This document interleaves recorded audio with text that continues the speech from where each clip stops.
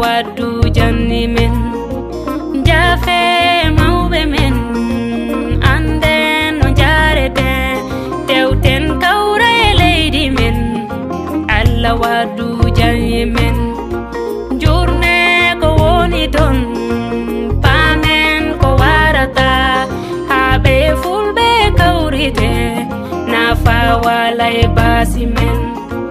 munyen ko metti en foden ko hebien kalden kawre himbe men nema warta e leydi men ko weluno leydi meden no worruno habe fulbe na koduno jam wartu e leydi men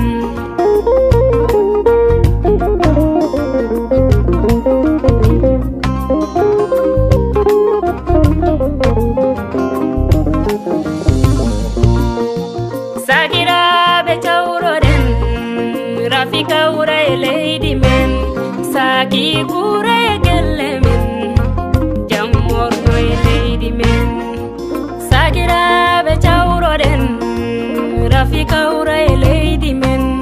Timmini jawle e bibe men Jammorno e leydi men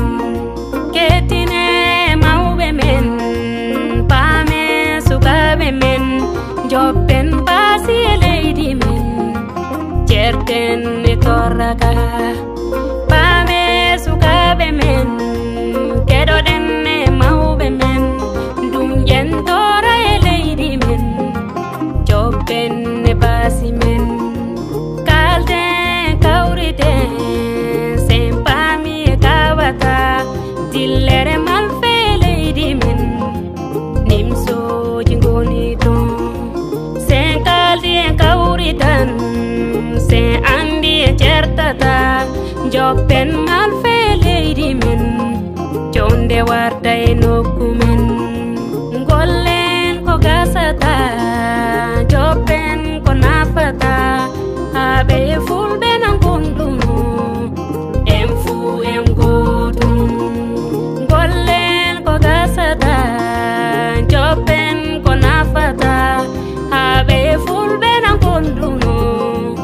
en fu en bibe mali leydi meden no worruno funnange no welduno jamde jamtan woduno Allah fa bo leydi men